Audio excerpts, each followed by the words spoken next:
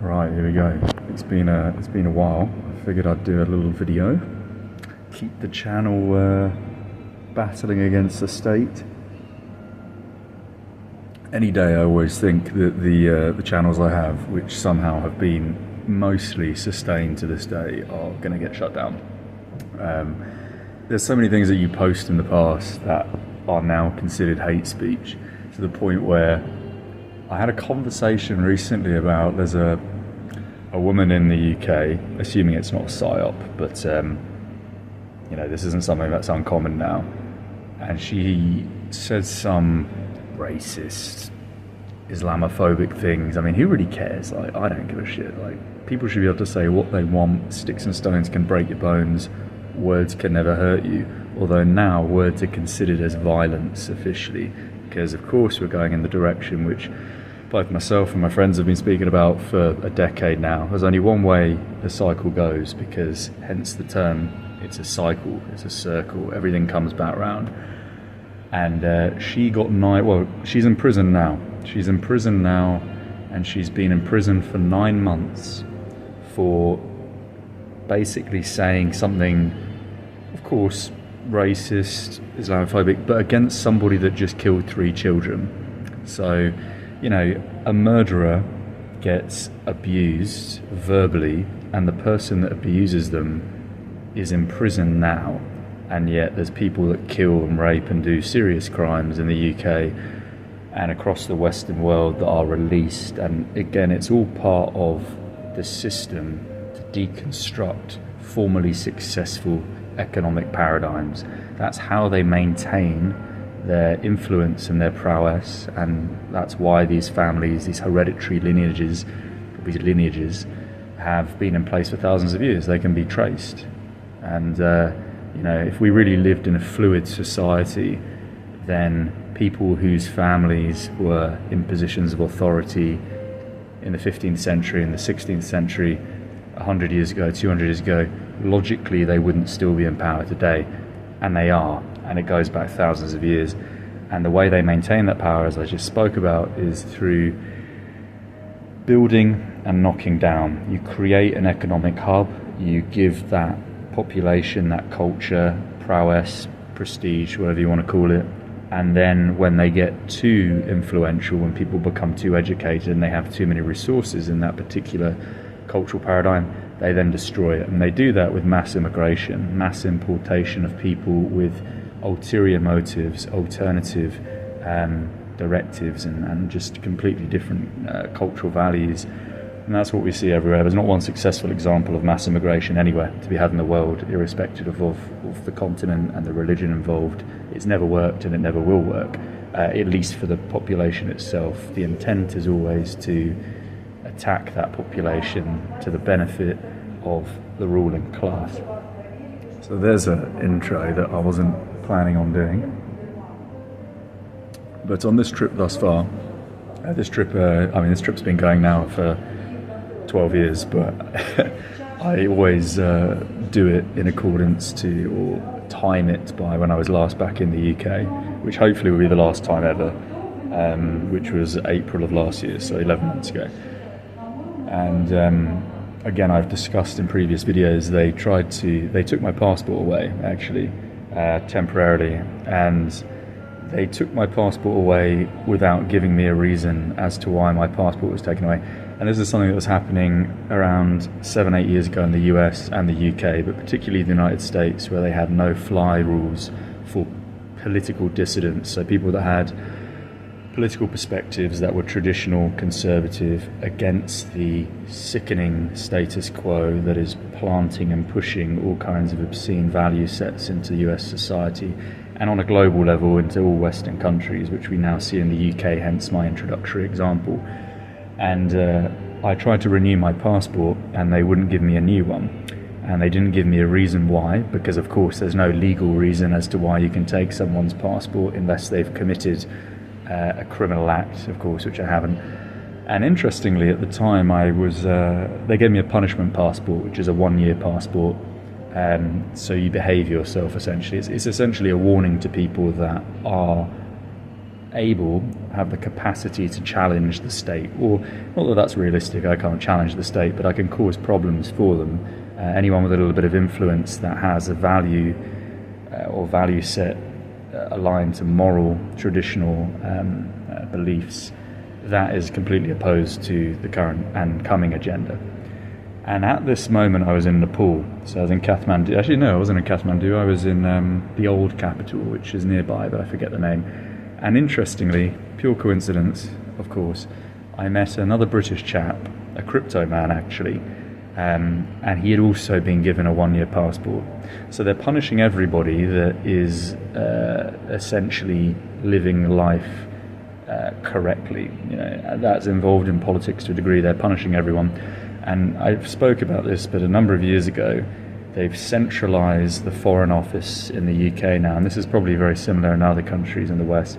And what this means is that everything orientated around expatriates, for the UK specifically, but again, it's probably something that's shared, everywhere in the world, all decisions that were formally made by the embassy or the consulate in that country. So for example, if I had a problem with my passport in Kazakhstan, I would go to Astana or even Almaty, and I would go to a consulate or an embassy, and they would sort the problem out. Now, everything is centralised to London or Manchester or Glasgow, and actually Glasgow is one of the main hubs, Glasgow and Liverpool, for HMRC.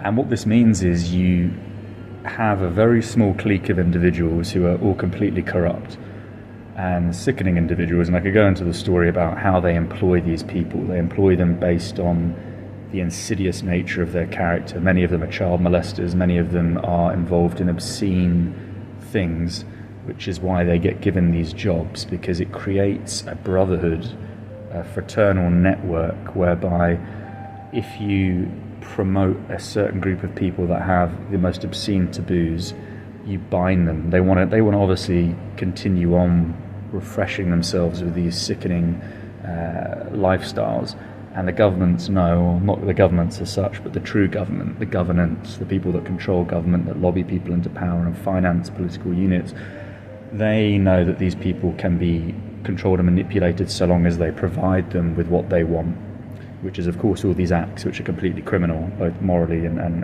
within the legal framework anywhere in the world. And it's a very tight-knit group. You know, if you think about how many embassies or consulates are in the world, for the United Kingdom as an example, pretty much every country in the world has at least 1 or 2 consulates or embassies for the UK alone. So we're talking almost 400. And then within each one, we can say that there's probably a team of 20 staff at least. So that's a lot of people, right? That's a lot of people with different values. It's very difficult for a corrupt body to manipulate those people. So many different variables are involved. Whereas if you centralise power to a department in a singular building or a couple of buildings in 2 cities with a fraction of that number of people that you've employed, because you know they've gone through all kind of psychological examinations, and you know, again, like I said, these people are sick, and they've employed them because they will do whatever it takes to maintain their privileges, their salaries, their expenses, and the taboos that they're all involved in, which is very similar to the obviously the Jimmy Savile scandal. We've got the Dolphin Park scandal. I mean, everyone in politics for the most part is there because they're blackmailable, they're malleable, because there's something on them, someone has dirt on them. You don't employ someone that's squeaky clean, they're not going to give you anything in return. So, since this scenario, pretty much everything myself and my friend James in some of our podcasts predicted has happened. We predicted COVID probably 10 years before COVID even happened. It's because everything is, when you understand the paradigm, it can only go in one direction. And the current direction is, of course, a social credit system orientated around a sort of a cryptocurrency, but cryptocurrency as it stands today is a beta, it's a test run. It's to see how people respond and how the financial markets respond, and just the practicality of employing this. You have to have a beta run, like you do with any company, whether it's a restaurant, a pub, an airline. You always test the market, you trial run the framework of your business model, and then you see if it succeeds, and if so, you implement it. They're going to implement it anyway, because it, of course it's going to succeed, because they run the monetary system. So what they're going to do, and this is already being seen everywhere throughout the West, I mean, I've given these examples a number of times, but it is always good to refresh people's memory. And if there are new listeners and new watchers, then this is something that you may not have heard of, and it's very Orwellian, and it's been in a position for probably a decade now. You have the Amazon Fresh stores in the UK, of course, where you can't use cash. That's been redundant for probably a decade in the Amazon Fresh stores, but you can't use a card either. You use a application on your phone which is aligned to this particular company, Amazon, but any company can copy and paste this model. And this is because the most important commodity of all today, it's not gold, it's not silver, it's not wheat, it's not lumber, none of these things. It's data. Your data is the most valuable thing to a governance body, and that doesn't necessarily mean a governance body, like I said, a corporate entity that controls a government. Because when you can predict people's behaviours, you can predict the future.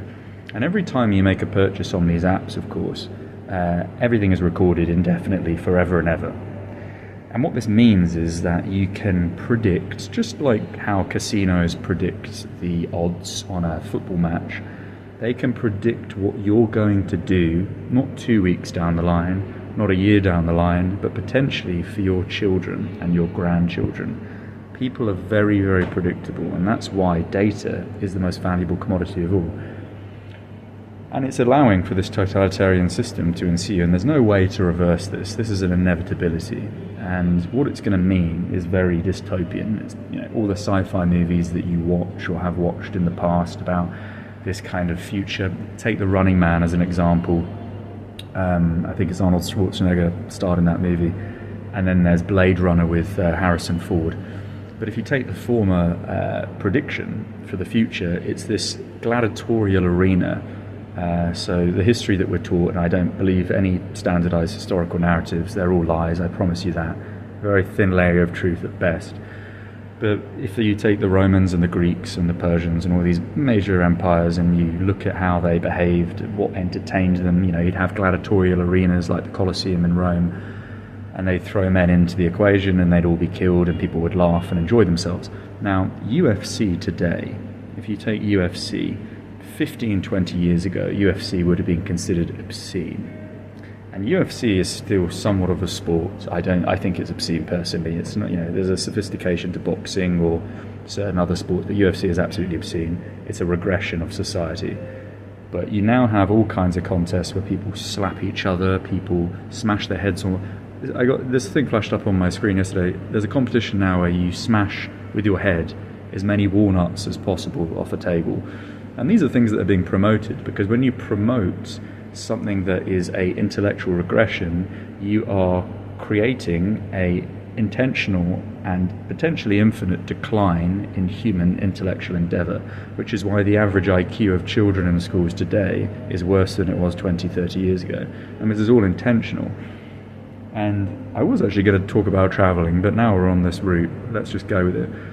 And what people should be questioning, because it's a very simple thing that you question in all areas of your life, whether it's your leisure time or your work time, you've got to question the motive for anything, right? So if you're selling beef in a restaurant, what's the motive? It's because the client is looking for this particular steak, so you order X number of pounds of that meat in, and that's, the motive is to sell it and make a profit, right?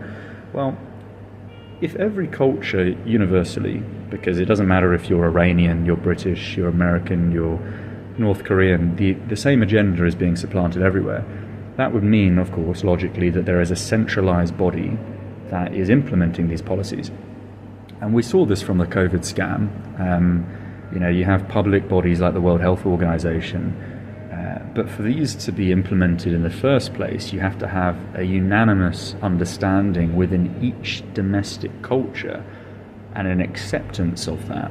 And how is that possible when there are all these wars? And of course, wars are artificial. Anyone that doesn't realize that Ukraine and Russia, Palestine and Israel, China and Taiwan, Iran in the coming year, most likely, none of this is true. It's all false. It's all created. It's a theatre. Of course, people die in these scenarios. That's part of the game. But the endeavour, the motivation is to give the illusion to the general public that there is a difference. There are political differences around the world. There are different governance bodies. And it's just not true. There hasn't been unique governance probably since the turn of the century. I mean, the plans to create Israel, as an example, were implemented officially within the British public sector, so British government, in the 1880s. So the plan was already put in place in the 1880s, and in 1947 Israel became a country. So we can assume that well, we don't have to assume, it's been in historical scripture for a long time preceding 1880, but for hundreds and hundreds and hundreds of years that was the game plan. And my point is that the people that operate the world, okay, these hereditary bodies, these lineages, these dynasties, they plan centuries in advance, because as I said in the introduction to this little video here, they've always been in power. They've always been in power, and they will always be in power, because it's a circle. And so, you know, when people see these wars, these conflicts, these terrorist attacks, which are all, you know, theatre, they're all fugazi, they're all planned, they're all psychological operations, more than often those were in place 50, 60 years ago, and most likely they are a repetition of an event that has been used in the past. It's the same script, it's just a different shade of grey, different geographical location at a different year, but it's always just a copy and paste scenario. So what we'll see is we're going to see a very Orwellian 1984 scenario approaching fast. And they've already published the 2030 agenda, which is numerologically important because they always work in 3s and 6s to mock the general public. But practically, it's not possible for them to implement the current or coming, digital monetary framework without something drastic. You know, you're going to have to wipe everyone's pensions, you're going to have to wipe everyone's bank accounts. People have to become reliant on the state, and that isn't something that you can produce organically by just pushing and manipulating politicians with various policies and bribes and all the kind of old school kind of film maneuvers that people think of when they associate corruption with governance. There's going to be a cyber attack. Okay, this is exactly what's going to happen. And this is something that they've promoted in the news for the last couple of years, talking about Russian hackers or Chinese hackers, etc., etc. It's the only way to rapidly implement a brand new financial system. There's going to be a cyber attack, which they use to, you know, sponsor another artificial conflict, which may lead to another world war. First World War, Second World War. It's very likely there's going to be a third World War too. War is necessary to create the division required to reset the system. But to reset the financial system, there has to be a cyber attack. And it's going to wipe out everybody's bank accounts, because everyone is reliant on the digital framework now, because they've made it impossible for people to live without Kaspi Pay or without bank cards or, you know, all these digital currency formulas. You know, it's very rare in the Western world to even see cash. Some countries like the Netherlands, it's almost unheard of to use cash. So by wiping out the financial system, the digital financial system as it stands today, you're wiping out 90% of people's bank accounts in the West. And that's what's important for them. They don't care about people's bank accounts in the Congo or most of Africa or any kind of so-called developing country, because everybody is coordinated to the leading economic paradigm, which for now is the Western world, Europe and the United States. So they will wipe out on a cyber attack the bank accounts of every single person within the Western world. And then they will use that to pursue a conflict, most likely with Russia or China or whomever the enemy is going to be, maybe Iran, but Iran's not big enough, it has to be a world war. And then everyone becomes completely reliant on the state. If you've got no money left, you have to feed your family, feed your children, the government will give you credits. And this is where the Chinese social credit system comes into play. And with those credits, you can get food, but you can only buy certain products that are deemed essential by the government. You can't just go out and spend your credits on a beer or a certain product you see in the store. The government will decide based on your credit file, not dissimilar to how a credit card works today, what you can and can't purchase, which is what is in play today in China. And this is what they will implement everywhere in the West. This is how they will implement it, rather, through a cyber attack. So, yeah, I was going to talk about travel, but we'll leave it there for now. That's the little clip for today before, I don't know, people get tired of listening to my voice. And I'll see you on the next run.